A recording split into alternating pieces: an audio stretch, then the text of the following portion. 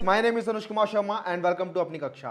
तो यार last video में हमने बात की थी कि नेस्टेड इफ एल्स कैसे काम करते हैं और हमने नेस्टेड टर्नरी ऑपरेटर्स को भी देखा था कि वो कैसे काम करता है। और आज की वीडियो हम बात करने वाले हैं स्विच स्टेटमेंट के बारे में कि ठीक है स्विच और केस और ये कैसे काम करता है और ये क्यों बेटर है और इसके क्या क्या फ़ायदे होते हैं और कैसे एक्चुअली ये वर्क करता है। ठीक है, तो उससे आगे बढ़ने से पहले यार काफ़ी बच्चों के कमेंट सेक्शन में भी आ रहा था, काफ़ी बच्चे पूछ भी रहे थे कि भैया कुछ रिसोर्सेज बता दो जहाँ पे हम अपना प्रैक्टिस कर सकें, कुछ बता दो। बुक्स के बारे में पूछ रहे थे आप, ठीक है, तो पहले उनके बारे में बात कर लेते हैं एक्चुअली। तो यार ये एक वेबसाइट है W3 स्कूल्स, ठीक है, इसका लिंक मैं आपको दे दूंगा नीचे डिस्क्रिप्शन बॉक्स में। और ये वेबसाइट यार काफ़ी सही है, इसके अंदर आप एक्चुअली पढ़ सकते हो टॉपिक बाय टॉपिक और साथ में यार आप इसके अंदर एक एक्सरसाइज का कॉलम है, ठीक है, उसमें जाके आप एक्सरसाइज भी कर सकते हो काफ़ी सारी। ठीक है, तो आपको अगर लग रहा है कि अब टेस्ट देने का टाइम आ गया है कि आपने कुछ सीख लिया और आप चाहते हो कि आप देखना चाहते हो कि आप कितना इंप्रूव कर गए हो, कितना आपको आ गया है, ठीक है, तो आप इसके अंदर एक्सरसाइजेस भी सॉल्व कर सकते हो। ठीक है, तो काफ़ी अच्छी वेबसाइट है यार ये। इसके अंदर आप यहाँ पे देख सकते हो लेफ्ट हैंड साइड में यहाँ पे जितने भी अभी टॉपिक्स कवर हुए हैं ये ऑपरेटर्स तक, और फिर स्ट्रिंग्स और मैथ्स आप छोड़ सकते हो, बूलियन आप कर सकते हो और इफ एल्स कर सकते हो और आज के बाद आप स्विच भी कर सकते हो। ठीक है, तो ये सारे के सारे आप यहाँ पे देख सकते हो। और इसके अंदर यार आप एक्चुअली इसके अंदर आप एक्सरसाइजेज सॉल्व कर सकते हो। ठीक है, यहाँ पे आपको एक लिंक दिखेगा स्टार्ट दी एक्सरसाइज, आप इस पर क्लिक करोगे तो आपको यहाँ पे दिख रहा होगा यार एक्सरसाइज 1 एक्सरसाइज 2, ठीक है, ये आपकी सिंटैक्स की एक्सरसाइज होगी। तो आप इसके अंदर ज़्यादा कुछ नहीं, आप जैसे यहाँ पे बोल रहा है कि insert the missing part of the code to output hello world. ठीक है, तो यहाँ पे आपको कुछ ब्लैंक्स दे रखे हैं और आपको बताना होगा कि यहाँ पे क्या आना चाहिए। ठीक है, तो ये जो आपके जो कंसेप्ट होंगे वो यहाँ पे आप इनको ईजिली और स्ट्रॉन्ग कर सकते हो। ठीक है, तो यहाँ पे आप देख रहे होगे जावा वेरिएबल्स, इसके अंदर 5 एक्सरसाइजेज हैं, आपकी डेटा टाइप्स के अंदर कुछ एक्सरसाइजेज हैं, ऑपरेटर्स के अंदर जैसे इस एक्सरसाइज को खोलते हैं, ऑपरेटर के अंदर एक्सरसाइज नंबर 4। तो सिंपल कुछ नहीं पूछ रहा, use the addition assignment operator to add the value 5 to the variable X. ठीक है, तो 5 ऐड करना है एक्स के अंदर, तो आपको पता ही है कैसे ऐड करना है। तो यहाँ पे एक्स प्लस इक्वल्स टू 5, ठीक है, ये आपको ऑपरेटर बता दिया गया था पहले ही कि एक्स प्लस इक्वल्स टू 5। और आप सबमिट आंसर करोगे तो करेक्ट आंसर होगा, तो यहाँ पे करेक्ट आ जाएगा। तो ऐसे करके आप इसमें अपना चेक कर सकते हो कि आप कितने स्ट्रांग हो गए हो। ठीक है, और आप यहाँ से पढ़ भी सकते हो। और कुछ को बुक्स की भी ज़रूरत थी, ठीक है, तो मैंने आपको पहले भी बताया था कि मैंने बुक्स से ही पढ़ा था। लेकिन बिगिनर्स के लिए ज़्यादातर अच्छा ये होता है कि वो ऐसे जैसे रिसोर्सेज हैं वो वहाँ से पढ़ लें। बट अगर आपको फिर भी बुक की ज़रूरत है तो यार एक बुक आती है जावा फॉर डमीज़, ठीक है, उससे मैंने पढ़ा था और वो काफ़ी अच्छी बुक है और काफ़ी इजी बुक भी है, मैं सबको वही रिकमेंड करता हूँ। और बिगिनर्स फ्रेंडली है काफ़ी ज़्यादा, तो आप उसमें इजीली मूव कर सकते हो अगर आप बिगिनर हो। तो जावा फॉर डमीज़ यार मेरी तरफ से रिकमेंडेशन वही है। ठीक है, आपको इजीली अमेजोन पे मिल जाएगी, तो आप वहाँ से वो पढ़ सकते हो। इसके अलावा अगर किसी का कोई और डाउट था यार तो वो भी पूछ सकते हो आप। अभी फ़िलहाल के लिए आपको ज़्यादा असाइनमेंट्स इसलिए नहीं मिल रहे थे क्योंकि अभी आपके जो टॉपिक्स थे वो ज़्यादा कुछ इतने ऐसे खास थे ही नहीं जिनके अंदर आपके काफ़ी अच्छे असाइनमेंट बन सकते हैं। बट अब धीरे धीरे करके आपके आ रहे हैं टॉपिक्स, जैसे कि फॉर लूप स्टार्ट होने वाला है अगली वीडियो से। तो फॉर लूप्स के अंदर आपके काफ़ी सारी प्रॉब्लम्स होंगी, वो हम भी सॉल्व करेंगे और उसमें काफ़ी सारे असाइनमेंट भी होंगे। ठीक है, तो अभी तक जितना भी पार्ट था वो बेसिकली आपको सिंटैक्स से रूबरू कराने तक था। अभी ज़्यादा इसमें इतना कुछ कंसेप्चुअल था नहीं। ठीक है, बेसिक सिंटैक्स आपको रटने का था। बट अब धीरे धीरे करके आ रहे हैं इसमें लॉजिकल क्वेश्चंस, और फॉर लूप के साथ धीरे धीरे करके हम आगे बढ़ेंगे और उसमें आपको क्वेश्चंस भी दिए जाएंगे और वो क्वेश्चंस एक्चुअली काफ़ी अच्छे होने वाले हैं। ठीक है, तो हम स्टार्ट करते हैं अपनी स्विच केस स्टेटमेंट्स के साथ। तो स्विच केस क्या होती है, तो जैसे हमने पहले पढ़ा था कंडीशनल स्टेटमेंट्स के बारे में कि इफ़ एल्स कंडीशंस होती हैं, ठीक है, वैसे स्विच भी एक कंडीशनल स्टेटमेंट्स के अंदर ही आता है। तो यार आप यहाँ पे देख रहे होगे कि ये स्विच स्टेटमेंट है और इसका सिंटैक्स भी कुछ कुछ आपको समझ में नहीं आ रहा होगा फिलहाल, बट जानने का ट्राई करते हैं कि ये करता कैसे काम है।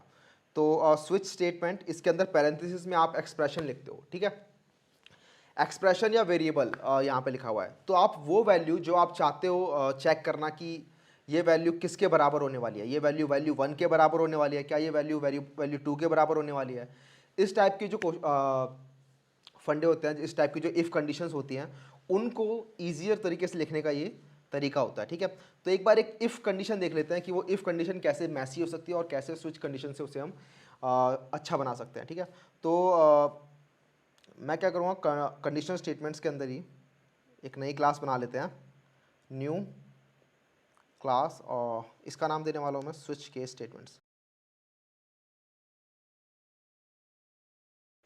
Public static void main finish, इसको उड़ा देते हैं। तो सपोज कि आपका वीक है, एक पूरा वीक, और वीक के अंदर कुछ डेज हैं जिनके अंदर आप कुछ करना चाहते हो, ठीक है।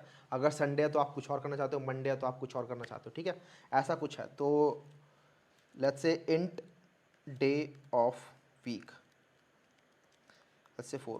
तो डे ऑफ वीक जो होगा वो इंटीजर ले लिया मैंने यहाँ पे, 1 से लेकर 7 तक। 1 होगा तो संडे मान लो आप अपने आप ही, 7 होगा तो आप सैटरडे मान लो, ठीक है। Sunday, Monday, Tuesday, Wednesday, Thursday, Friday, Saturday, तो ऐसे करके 7 डेज हो जाएंगे डे ऑफ वीक। और फिर आप क्या करोगे, अगर डे ऑफ वीक आपका 1 है तो कुछ काम करना है, ठीक है। अगर डे ऑफ वीक आपका 2 है तो ये काम करना है, ठीक है। ऐसे करके आप इसे रिपीट कर सकते हो।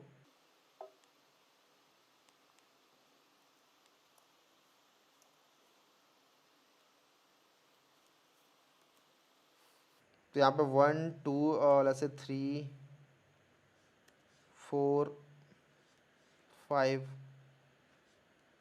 6, ठीक है।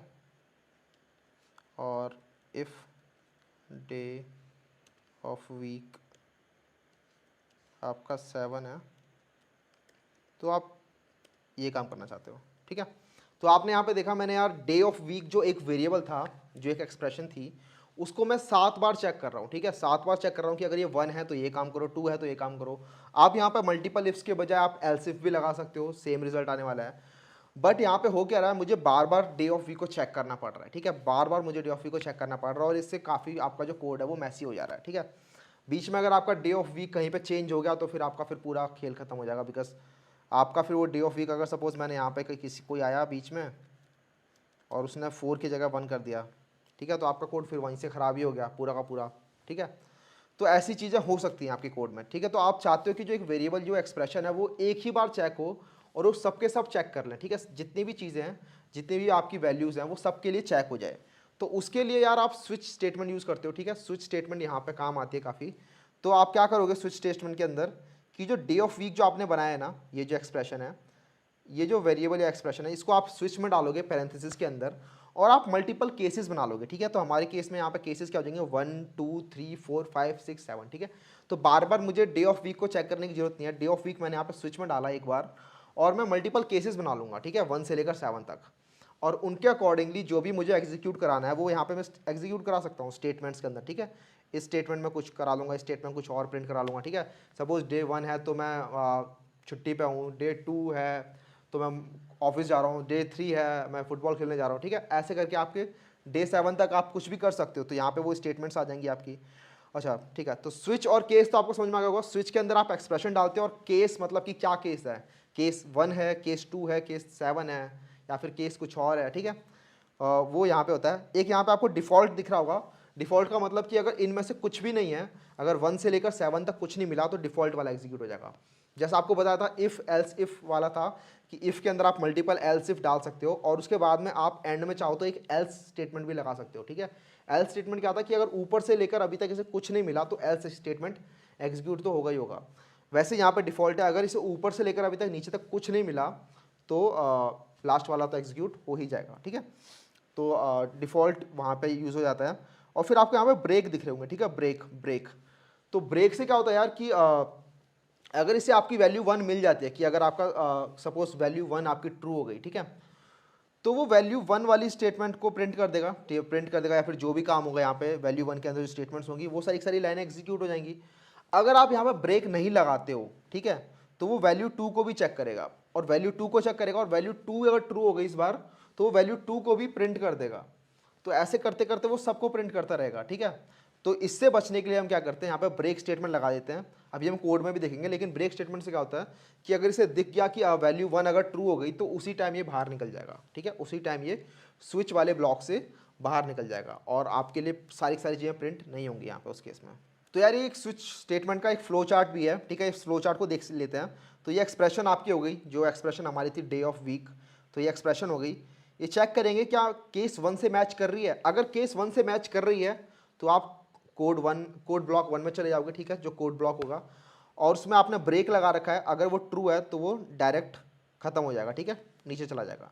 लेकिन अगर केस 1 मैच नहीं करता, अगर वो डे ऑफ वीक 1 नहीं है, तो ये केस 2 को मैच करेगा आप, ठीक है, केस 2 को मैच करेगा। अगर केस 2 मैच कर गया तो केस 2 का जो कोड ब्लॉक होगा वो रन होगा।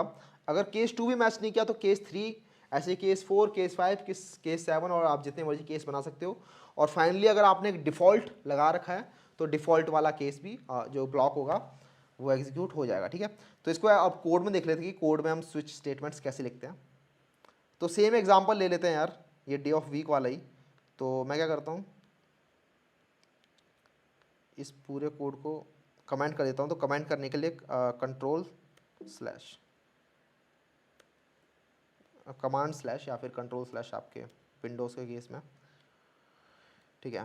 तो कुछ नहीं करना, स्विच, जैसे पहले बताया स्विच, उसके अंदर पैरेंथेसिस के अंदर आपकी एक्सप्रेशन आएगी। तो एक्सप्रेशन हमारी होगी डे ऑफ वीक, ठीक है। उसके बाद आपके करली ब्रेसेस, करली ब्रेस के बाद लिखोगे आप केस। केस अगर आपका 1 है, अगर आपका केस 1 है तो आप क्या चाहते हो कि अब ये चीज़ एग्जीक्यूट हो। तो अगर आपका डे ऑफ वीक 1 है तो आप लीव पे हो। तो सपोज मैं प्रिंट करता हूँ यहाँ पे, आई एम ऑन लीव, ठीक है, फिर लगा दिया ब्रेक। उसके बाद आता है आपका केस 2, ठीक है। केस 2 मतलब यहाँ पे मंडे हो गया, ठीक है, मंडे को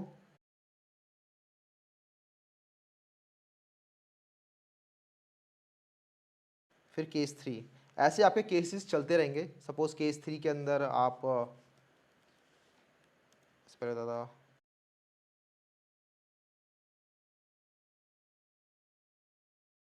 और फिर आप एक डिफ़ॉल्ट लगा सकते हो, default I don't know what day it is. तो अगर आप इसे रन करके देखोगे तो हमने यहाँ पे डे ऑफ वीक ले रखा है 4, ठीक है। तो केस 1 भी नहीं चलेगा, केस 2 भी नहीं चलेगा, केस 3 भी नहीं चलेगा, तो डिफ़ॉल्ट चल जाएगा, बिकॉज आपका डे ऑफ वीक जो है वो 4 है, ठीक है। और 4 हमने यहाँ पे हैंडल नहीं किया हुआ, 4 वाला केस। देखते हैं क्या होता है। I don't know what day it is, ठीक है, इसे डे 4 का नहीं पता। बट अगर डे, अगर सपोज मैं यहाँ पे ले लेता हूँ 2, मंडे वाला डे, ठीक है, तो आई एम इन ऑफिस। तो यहाँ पे हो क्या रहा है अब ये जान लेते हैं। तो स्विच स्टेटमेंट आपकी कॉल हुई, स्विच के अंदर आपने डे ऑफ वीक डाल दिया। अब उसके बाद केस 1 चलेगा, ठीक है। केस 1 ऐसे लिखते हैं, केस लिखा, उसके बाद जो उसकी वैल्यू होने वाली है वो लिखी, उसके बाद आपने एक कोलन लगाया, ठीक है, कोलन लगाया, और उसके बाद आपने जो भी स्टेटमेंट्स लिखने वो आपने यहाँ पे लिख दी, ठीक है। तो आपने यहाँ पे स्टेटमेंट लिखी I am on leave, case 1 होगा तो आई एम ऑन लीव वाली स्टेटमेंट चल जाएगी। उसके बाद आपने ब्रेक लगा दिया, ठीक है। एक बार ऐसा करते हैं, ब्रेक वाली स्टेटमेंट्स जितनी भी हैं उन सबको हम कमेंट कर देते हैं, देखते हैं क्या होता है। एक बार दोबारा से रन करते हैं। तो जैसे मैंने ब्रेक वाली स्टेटमेंट कमेंट कर दी तो यहाँ पे हुआ क्या, तो डे ऑफ वीक तो 2 था आपका, ठीक है, तो केस 1 तो चलेगा नहीं, केस 1 तो चलेगा नहीं क्योंकि डे ऑफ वीक तो है 2। अब केस 2 पे आए, केस 2 में लिखा है मैंने आई एम इन ऑफिस, ठीक है, तो आई एम इन ऑफिस वाला केस चल गया। अब आई एम इन ऑफिस वाला केस चल गया, उसके बाद वो केस 3 केस 4 कुछ चेक नहीं करने वाला, और वो डिफ़ॉल्ट भी चेक नहीं करने वाला, वो सारी सारी जितनी भी लाइन्स है वो एग्जीक्यूट कर देगा, ठीक है। क्यों? क्योंकि आप स्विच स्टेटमेंट से बाहर नहीं आए और आपका एक केस जो है वो सक्सेस हो चुका है। तो बाकी सारे केसेस को देखेगा भी नहीं और उनकी जो स्टेटमेंट्स होंगी वो सारी सारी एग्जीक्यूट कर देगा। तो यहाँ पे क्या हो रहा है, वो केस 3 को चेक नहीं कर रहा क्योंकि ब्रेक तो है ही नहीं, ब्रेक तो कमेंट कर रखा है मैंने, तो ब्रेक तो लगा ही नहीं। तो ब्रेक लगने से क्या होता है, वो स्विच स्टेटमेंट से बाहर आ जाता है, ठीक है। तो यहाँ ब्रेक नहीं लगा तो इसने आई एम प्लेइंग फुटबॉल भी प्रिंट कर दिया, उसके बाद डिफ़ॉल्ट भी प्रिंट कर दिया क्योंकि यहाँ भी ब्रेक नहीं लगा, डिफ़ॉल्ट में लिख दिया I don't know what day it is, ठीक है। तो ऐसा करने से अगर एक भी स्टेटमेंट ट्रू होती है तो उसके नीचे की जितनी स्टेटमेंट्स होती हैं वो बाय डिफ़ॉल्ट ट्रू हो जाती हैं। तो इसीलिए हमें ब्रेक लगाना एक अच्छी प्रैक्टिस होती है कि आपको हमेशा ब्रेक लगा लेना चाहिए, ठीक है। तो आप यहाँ पे ये ब्रेक लगा लोगे तो जैसे इसको दिखेगा कि अच्छा केस 2 ट्रू हो गया तो वहीं पे वो ब्रेक स्टेटमेंट कॉल हो जाएगी और ब्रेक से क्या होता है, उस स्विच से बाहर निकल जाता है। बेसिकली किसी भी ब्लॉक से आप बाहर निकलना चाहते हो तो आप वहाँ पे ब्रेक लगा रहे होते हो, ठीक है। अभी हम ब्रेक को और भी देखेंगे, ब्रेक होता है, कंटिन्यू होता है, तो ये जो दोनों चीज़ें होती हैं ये ब्लॉक्स के साथ खेलते हैं, ठीक है। तो अभी फॉर लूप स्टार्ट होने वाला है, उसके अंदर भी हम इनको देखेंगे, ठीक है, एक्सप्लेन करेंगे उनको डिटेल में, ब्रेक और कंटिन्यू कैसे काम करता है। तो आपका ये स्विच स्टेटमेंट था, और आप यहाँ पर देख रहे होगे यार ये कितना नीट हो चुका है। अब पहले इफ स्टेटमेंट के अंदर आपको बार बार चेक करना पड़ा था, डे ऑफ वीक 1 है या डे ऑफ वीक 2 है, तो बार बार डे ऑफ वीक लिखना पड़ रहा था। यहाँ पर डे ऑफ वीक आपने सिर्फ एक बार लिखा, उसके बाद आपने सारे के सारे इसके केसेस हैंडल कर लिए, और यहाँ पे आपका नीट एंड क्लीन वही वाला काम जो ऊपर हो रहा था वो यहाँ पे नीचे नीट एंड क्लीन तरीके से अब हो रहा है, ठीक है। तो स्विच और केस को यूज़ करके यार आप और भी काफ़ी कूल चीज़ें कर सकते हो। आप उनको इफ एल्स के साथ भी कर सकते थे, बट स्विच केस को यूज़ करने के बाद आप उन्हें काफ़ी ऑप्टिमाइज तरीके से कर सकते हो। सपोज आपको एक कैलकुलेटर बनाना है, ठीक है, और कैलकुलेटर के लिए आपको क्या चाहिए, ऑपरेटर चाहिए, प्लस माइनस डिवाइड मल्टीप्लाई, और आपने एक प्रोग्राम देख भी लिया होगा कि कैसे प्लस करना होता है, कैसे मल्टीप्लाई करना होता है। बट सपोज आपको एक ऐसा कैलकुलेटर बनाना है जिसके अंदर यूज़र बताता है कि अब प्लस करना है, अब माइनस करना है, कि अब मल्टीप्लाई करना है, तो उस केस में आपको कंडीशन लगानी पड़ेगी कि अच्छा अगर मुझे माइनस करना है तो मुझे माइनस वाली चीज़ें लगानी है, प्लस करना है तो प्लस वाली चीज़ें लगानी है, ठीक है। तो उसको देखते हैं स्विच केस कैसे हैंडल कर पाता है, ठीक है। तो एक कैलकुलेटर बनाते हैं। तो मैं कंडीशनल स्टेटमेंट्स के अंदर ही एक नई क्लास बना रहा हूँ, न्यू क्लास कैलकुलेटर, ठीक है, कैलकुलेटर क्लास बनाते हैं। तो मैं दो ऑपरेंड्स ले लेता हूँ जिनके साथ हम काम करने वाले हैं। तो सपोज एक ए ऑपरेंड ले लिया जिसकी वैल्यू मैंने रख दी 4, या फिर ऐसे करते हैं इनको भी यूज़र से लेते हैं, ठीक है। आपको यूज़र इनपुट तो लेना आ ही गया है, तो क्या करते हैं यूज़र इनपुट लेने के लिए सबसे पहले स्कैनर क्लास का एक ऑब्जेक्ट बनाते हैं, scanner SC equals to new scanner system dot in. अब यहाँ पे एरर आ रहा है कि इसको पता ही नहीं ये स्कैनर कहाँ से आया, ठीक है। तो स्कैनर क्लास को हमें इंपोर्ट कराना पड़ेगा। तो यहाँ पे मैंने क्लिक किया इसके ऊपर और ये जावा डॉट यूटिल वाला स्कैनर इंपोर्ट करा लिया। तो यहाँ पे अपने आप लिखा गया import Java dot यूटिल dot scanner, ठीक है। ये इक्लिप्स ने अपने आप ही आपके लिए इंपोर्ट करा दिया। तो ये स्कैनर क्लास का हमने एक ऑब्जेक्ट बना लिया। तो उसके बाद हम दो वैल्यूज़ लेते हैं उससे। सबसे पहले पूरा का पूरा ठीक से लिखते हैं, ठीक है। तो उससे साउट एंटर फर्स्ट नंबर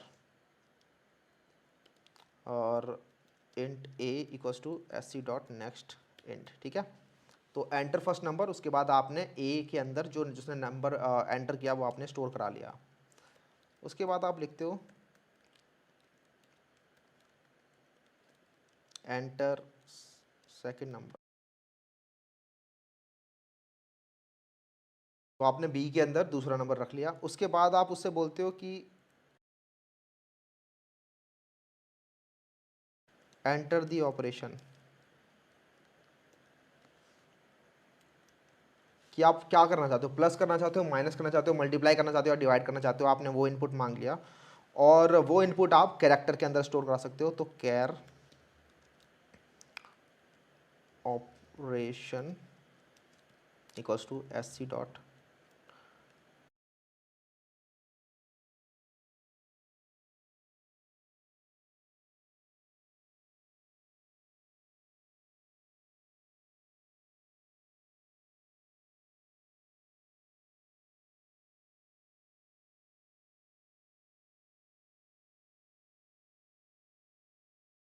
तो जो आपने जो ऑपरेशन लेने हैं वो आपको कैरेक्टर में लेने हैं। तो SC डॉट नेक्स्ट कैर। तो आप देखोगे यहाँ पे नेक्स्ट कैर करके कोई फंक्शन होता ही नहीं है। स्कैनर के अंदर आप डायरेक्टली कैरेक्टर इनपुट नहीं ले सकते हो, ठीक है। तो कैरेक्टर अगर आपको इनपुट लेना है तो आप क्या करते हो स्ट्रिंग इनपुट ले लेते हो। मैंने आपको स्ट्रिंग बताया था पहले भी कि स्ट्रिंग वर्ड्स और सेंटेंसेस ये सब होते हैं, ठीक है। तो आपने क्या किया, एक वर्ड ले लिया पूरा का पूरा जो सिर्फ एक कैरेक्टर का है, ठीक है। एक कैरेक्टर उस वर्ड के अंदर, ठीक है। और आपने क्या किया, उस स्ट्रिंग का जो पहला कैरेक्टर है वो निकाल लिया अलग और उसे आपने इस कैरेक्टर ऑपरेशन में डाल दिया, ठीक है। अगर आपको समझ नहीं आ रहा है कि अभी स्ट्रिंग कैसे आपने लिया और फिर स्ट्रिंग के अंदर से आपने कैरेक्टर कैसे लिया, तो टेंशन मत लो यार, स्ट्रिंग अभी हम पे पढ़ाया नहीं गया है। स्ट्रिंग जब पढ़ाया जाएगा आने वाली वीडियोस में तो आपको समझ में आ जाएगा स्ट्रिंग कैसे यहाँ पे आपने ले लिया। बस फिलहाल के लिए आप क्या करो, आप क्योंकि कैरेक्टर इनपुट नहीं ले सकते स्कैनर से डायरेक्टली, तो उसके लिए मुझे ये करना पड़ रहा है next line dot char at 0, ठीक है। तो यहाँ से क्या होगा, इससे नेक्स्ट लाइन आएगी, ठीक है। और जो पूरी लाइन होगी उसका जो पहला कैरेक्टर होगा, और कैरेक्टर हमेशा जीरो से स्टार्ट होता है, ये भी आपको बताया जाएगा कि जीरो बेस इंडेक्सिंग होती है। तो जीरो से जो कैरेक्टर होगा वो आपका इस ऑपरेशन कैरेक्टर में चला गया, ठीक है। अच्छा, एक और चीज़ होगी यार, यहाँ पे जो ये नेक्स्ट लाइन है ना, वो आप डायरेक्टली अभी आप इनपुट लेने का ट्राई करोगे तो वो नेक्स्ट लाइन आपको मिलेगा ही नहीं। क्यों? क्योंकि इससे पहले आपने एक इंटीजर का इनपुट ले लिया है। इंटीजर का इनपुट लेने के बाद अगर आपको स्ट्रिंग का इनपुट लेना होता है, यार ये बात ध्यान से समझ लेना कि अगर आप इंटीजर का इनपुट लेने के बाद स्ट्रिंग का इनपुट ले रहे हो तो आप इसे डायरेक्टली नहीं ले सकते, उससे पहले आपको एक स्ट्रिंग इनपुट लेना पड़ता है पहले से ही, वरना वो जो एंटर होता है ना, देखो क्या होता है, आपने एक इंट लिया, उसके बाद आपने एंटर दबाया, ठीक है। आपने क्या किया, 5 डाला उसके अंदर, 5 इनपुट दिया उसे, और उसके बाद आपने एंटर दबाया। उसके बाद आपने दूसरा इंट लिया और उसके बाद फिर से आपने एंटर हिट किया, ठीक है। अब आपने 2 बार एंटर हिट कर दिया। उसके बाद आप क्या कर रहे हो, एक स्ट्रिंग इनपुट ले रहे हो, ठीक है। उसके बाद आप स्ट्रिंग इनपुट ले रहे हो, लेकिन ये एंटर हिट करने से क्या हुआ, जो स्ट्रिंग इनपुट ले रहे थे ना, उसने मान लिया कि स्ट्रिंग इनपुट जा चुकी है। ये क्यों हो रहा है ये बाद में एक्सप्लेन हो जाएगा, बट अभी के लिए समझ लो कि जैसे आपने ये एंटर हिट किया ना, वैसे ये स्ट्रिंग भी इनपुट वो ले चुका है उस टाइम पे। तो जब आप बोलोगे उसे कि स्ट्रिंग इनपुट कर, तो वो ये वाला एंटर जो है वो स्ट्रिंग इनपुट पहले ही कर चुका है, तो आपकी स्ट्रिंग के अंदर एक्चुअली कुछ भी नहीं आएगा। उस केस में आपकी स्ट्रिंग के अंदर सिर्फ एंटर आ रहा है और वो कुछ भी नहीं होगा। तो आप क्या चाहते हो कि एक बार पहले स्ट्रिंग ले लो इनपुट जिसके अंदर ये एंटर आ रहा है, और फिर एक दोबारा स्ट्रिंग इनपुट ले लो जिसके अंदर आपकी एक्चुअल वैल्यू आ रही है, ठीक है। तो 2 बार स्ट्रिंग इनपुट ले लो। ये सिर्फ कब करना पड़ता है, जब आपने स्ट्रिंग से पहले इंटीजर या फ्लोट ऐसी वैल्यूज आपने इनपुट में ली हैं। अगर आप डायरेक्टली पहली स्टेटमेंट आपकी ऐसी है जिसके अंदर आप स्ट्रिंग इनपुट ले रहे हो, तो उसको आप डायरेक्टली स्ट्रिंग को ऐसे इनपुट ले सकते हो, sc डॉट नेक्स्ट लाइन करके, ठीक है। लेकिन अगर आप इंटीजर के बाद स्ट्रिंग का इनपुट ले रहे हो तो वो डायरेक्टली नहीं हो पाएगा, ठीक है। तो आप क्या करोगे, इस sc डॉट नेक्स्ट लाइन से पहले एक sc डॉट नेक्स्ट लाइन ऐसे ही लिख दोगे खाली, ठीक है। और इस sc डॉट नेक्स्ट लाइन से जो भी आएगा जो कि एंटर होने वाला है उसको आप किसी भी चीज़ में नहीं डालोगे क्योंकि उसका कोई फ़ायदा नहीं है। तो वो वाला जो एंटर होगा वो ये वाली लाइन कंज्यूम कर लेगी, ठीक है। और उसके बाद आपको जो नेक्स्ट लाइन में आप जो भी लिखोगे वो इस कैरेक्टर ऑपरेशन में चला जाएगा, ठीक है। अभी आपको काफ़ी ज़्यादा अगर वियर्ड लग रहा होगा तो टेंशन मत लो यार, ये स्ट्रिंग की थोड़ी अलग टेक्निक होती है, स्ट्रिंग के अंदर हम देखेंगे कि वो कैसे काम करती है। तो फिलहाल के लिए ये समझ लो कि ऐसे करके आपको इनपुट लेनी है, ओके।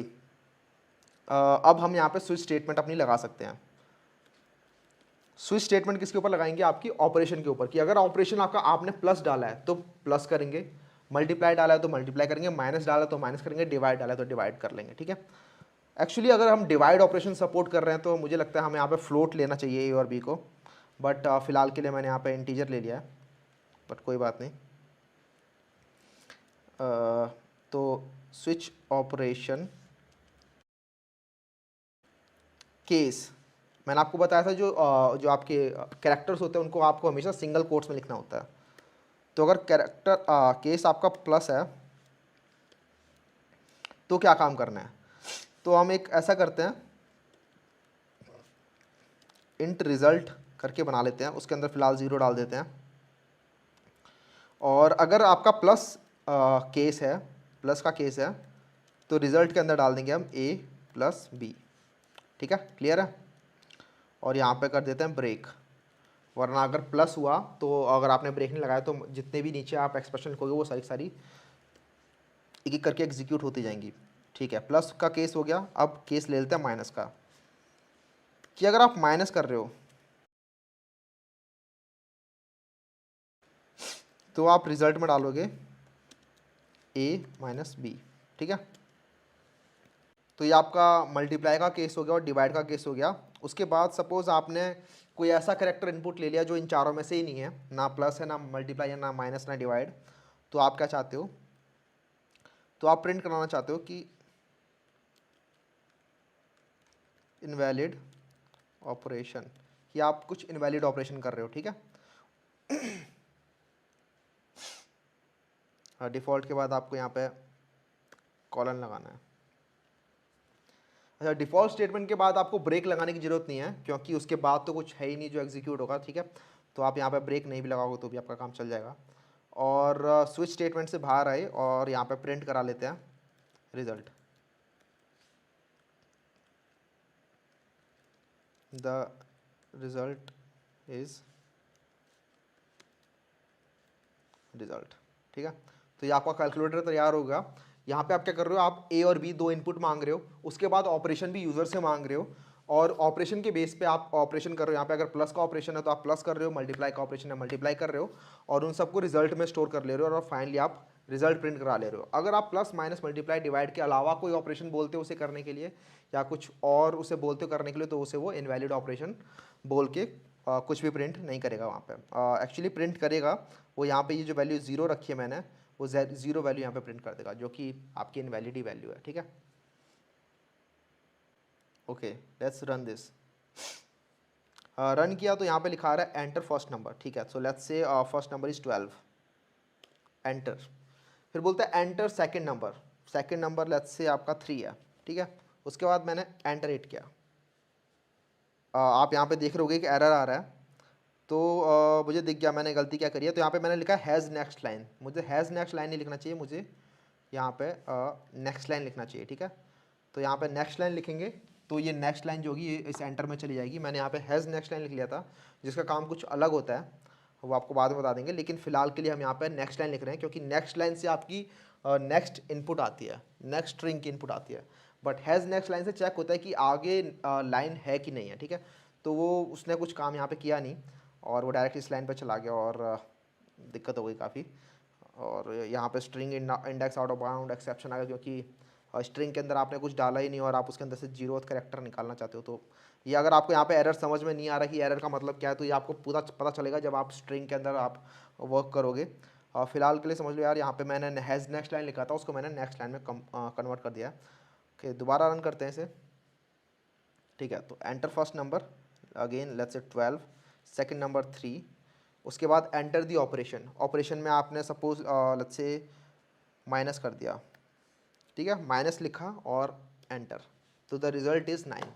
तो यहाँ पे क्या हुआ, ए बी ले लिया इसने, उसके बाद आपको बता दिया ऑपरेशन भी ले लिया इसने। ठीक है, ऑपरेशन एज अ स्ट्रिंग लिया, स्ट्रिंग का जो जीरोथ कैरेक्टर था जो कि माइनस है वो इसने उठा लिया यहाँ पे, और ऑपरेशन के बेस पे इसने स्विच स्टेटमेंट लगाई। स्विच स्टेटमेंट में इसने चेक किया कि क्या प्लस है वो ऑपरेशन, नहीं ऑपरेशन प्लस नहीं है, ऑपरेशन तो माइनस है। तो उसने सेकंड केस चेक किया कि अच्छा माइनस है, तो उसने result equals to A minus B. A आपका 12 था, बी आपका 3 था, तो रिजल्ट के अंदर 12 माइनस 3 जो कि 9 होता है वो स्टोर हो गया, और यहाँ पे आपने प्रिंट कर दिया द रिजल्ट इज़ 9। ठीक है, एक और बार इसे रन करते हैं। तो अब आप इसे जितनी मर्जी बार रन कर सकते हो। ठीक है, और आपका ये एक तरीके से कैलकुलेटर ही बन गया है, तो आप इसको डिफरेंट डिफरेंट नंबर्स के लिए और डिफरेंट डिफरेंट ऑपरेशंस के लिए रन कर सकते हो। लेट्स से इस बार ए हो गया 45, बी लेट्स से हो गया 23, और मैं इनको मल्टीप्लाई करना चाहता हूँ, तो द रिजल्ट इज़ 1035। ठीक है, एक बार और रन करके देखते हैं इसे। लेट्स से ए आपका 12 है, बी आपका 5 है, और मैं कुछ और करना चाहता हूँ, सपोज़ मैंने कुछ भी लिख दिया यहाँ पे, लेट्स से मैंने ये लिख दिया। ठीक है, तो ये तो सपोर्टेड नहीं है, यहाँ पे plus minus divide multiply he supported है, उसके अलावा कोई भी कैरेक्टर होगा वो सपोर्टेड नहीं होगा। तो इस केस में आपकी डिफ़ॉल्ट कंडीशन जो होगी वो हिट हो जाएगी। ठीक है, इनवैलिड ऑपरेशन। ठीक है, यहाँ पे लिखा गया क्योंकि हमने डिफ़ॉल्ट में लिखा है इनवैलिड ऑपरेशन। यहाँ पे हमने ये वाला कैरेक्टर लिया है और ये वाला कैरेक्टर हमने यहाँ पे डिफाइन नहीं कर रखा है, तो डिफ़ॉल्ट स्टेटमेंट अपने आप रन हो गई और यहाँ पे लिख दिया इनवैलिड ऑपरेशन। उसके बाद फाइनली ये वाली लाइन भी प्रिंट हो गई आपकी, जिसमें लिखा था द रिजल्ट इज़ रिजल्ट, और रिजल्ट आपने इनिशियलाइज किया हुआ है 0 के साथ, तो यहाँ पे द रिजल्ट इज़ 0 प्रिंट हो गया है। ठीक है, वो कोई बात नहीं, एक बार और रन करके देख लेते हैं इसे। तो लेट्स से 36 और बी ले लेते हैं आपका 2, और डिवाइड ऑपरेशन करके देखते हैं, तो 36 डिवाइड बाई 2 इज़ 18, तो द रिजल्ट इज़ 18। ठीक है, तो आपका यहाँ पे स्विच स्टेटमेंट का यूज़ करके आपका कैलकुलेटर भी यहाँ पे बन गया। तो आपको स्विच स्टेटमेंट समझ में आ गया होगा आई होप। और स्विच स्टेटमेंट के अंदर एक और चीज़ होती है यार, कि अगर आपको सपोज दो वैल्यूज़ के लिए सेम चीज़ें करनी है, सपोज आपका पिछले वाले एग्जाम्पल के अंदर सपोज आपको संडे और मंडे 2 दिन आप चाहते हो कि आप ऑफिस ना जाओ। ठीक है, सपोज 2 दिन आप चिल करना चाहते हो। ठीक है, तो आप क्या करोगे, केस 1 और केस 2 के बाद की जो स्टेटमेंट है उनको मर्ज कर दोगे। तो मर्ज कैसे करते हैं वो देख लेते हैं एक बार। तो पुराने वाले एग्जाम्पल में वापस जाते हैं यार, स्विच केस के अंदर। तो यहाँ पे मैंने लिखा है कि केस 1 होगा तो I am on leave, case 2 होगा तो आई एम इन ऑफिस, ठीक है। लेकिन हम चाहते हैं कि केस 2 के अंदर भी वो आई एम ऑन लीव भी हो, ठीक है, मंडे के दिन भी वो लीव पर रहे। तो एक तो ये तरीका कि यहाँ पे मैं लिख दूंगा आई एम ऑन लीव, ठीक है, ये भी चल जाएगा। और इसको अगर मैं डे 2 के लिए चलाऊंगा तो आई एम ऑन लीव हो जाएगा, क्योंकि यहाँ पे दोनों जगह आई एम ऑन लीव लिखा हुआ है। बट ये आपका सही तरीका नहीं होगा, क्योंकि आप कोड रिपीट कर रहे हो, और हमेशा आपका जो कोड होना चाहिए वो ड्राई होना चाहिए। ड्राई का मतलब होता है डोंट रिपीट योरसेल्फ, ठीक है, डोंट रिपीट योरसेल्फ। तो आपका यहाँ पे आप क्या कर रहे हो, ये दो स्टेटमेंट जो है आप रिपीट कर रहे हो यहाँ पे, ठीक है, आई एम ऑन लीव और आई एम ऑन लीव आप रिपीट कर रहे हो। तो आप क्या चाहते हो, केस 1 और केस 2 जब चलेंगे तो सेम स्टेटमेंट्स एग्जीक्यूट हो रहे हैं, तो सेम स्टेटमेंट लिखते हैं, मतलब बार बार रिपीट करने की जरूरत है। तो उसके लिए आप क्या करोगे, केस 1 भी लिखोगे और केस 2 वाली आपने यहाँ से मैंने कट करी और ये केस 1 के बाद डाल दी, ठीक है। और आप ये जो केस 2 वाला कोड था आप उसे उड़ा दो यहाँ से, ठीक है। तो आपने क्या किया, केस 1 और केस 2 साथ साथ लिख दिए, ठीक है। तो केस 1 और कॉलन, केस 2 कॉलन, ठीक है। तो क्या होगा, केस 1 या केस 2 दोनों में से कुछ भी होगा तो ये वाली लाइन एग्जीक्यूट होगी, केस 3 होगा तो नीचे वाली लाइन एग्जीक्यूट होगी, और केस मतलब कुछ और होगा तो डिफ़ॉल्ट एग्जीक्यूट होगा, ठीक है। ऐसे होना चाहिए। आप यहाँ पे ट्राई करके देखते हैं। तो केस 2 हुआ, यहाँ पे डे ऑफ वीक 2 है, तो डे ऑफ वीक जब 2 होगा तो ये वाली एग्जीक्यूट हो जाएगी। अगर डे ऑफ वीक 1 भी होगा तो आपकी सेम चीज़ एग्जीक्यूट होगी। तो अगर यहाँ पे हम 1 लिखते हैं इसे, ठीक है, तो डे ऑफ वीक 1 है, तब भी यहाँ पे आई एम ऑन लीव लिखा रहा है। तो अगर आपको मल्टीपल वैल्यूज़ के लिए सेम स्टेटमेंट्स एग्जीक्यूट करनी है स्विच केस के अंदर, तो वो ये तरीका होता है, ठीक है। वो साथ साथ आप केसेस लिख लेते हो और उनकी स्टेटमेंट्स को आप एक बार में लिख देते हो, ठीक है। तो आज यार आपने स्विच स्टेटमेंट्स के बारे में जाना, ठीक है, स्विच केस के बारे में जाना, और ब्रेक लगाना ज़रूरी होता है, वो क्यों ज़रूरी होता है आपने वो जाना, ठीक है। और मल्टीपल एक्सप्रेशन अगर लिखने होते हैं स्विच केसेस के अंदर तो वो कैसे लिखते हैं वो जाना, ठीक है। तो जो असाइनमेंट्स आपको दिए यार, आप उनको स्विच केसेस तक कंप्लीट कर सकते हो, ठीक है। उसमें काफ़ी सारी एक्सरसाइजेज हैं, आप उनको कंप्लीट कर सकते हो। कुछ अगर उनमें डाउट आता है और या फिर इस वीडियो में कुछ डाउट आता है तो आप नीचे कमेंट सेक्शन में पूछ सकते हो, या फिर अपनी कक्षा पे आप टैग कर सकते हो इंस्टाग्राम के ऊपर, ठीक है, @ अपनी कक्षा करके आप टैग कर सकते हो। तो तब तक के लिए यार चलते हैं, और नेक्स्ट वीडियो से हम बात करने वाले हैं फॉर लूप के बारे में, ठीक है। तो फॉर लूप से आप क्या कर पाते हो कि आप सेम लाइन ऑफ कोड को आप मल्टीपल टाइम्स आप रिपीट कर पाते हो। तो फॉर लूप्स के बारे में बात करेंगे, और उसके अंदर जो क्वेश्चंस होते हैं, काफ़ी टाइप के क्वेश्चंस बनते हैं उसमें अच्छे अच्छे, तो हम उनके बारे में बात करेंगे, ठीक है। तो तब तक के लिए चलते हैं यार, see you, have a good day, bye.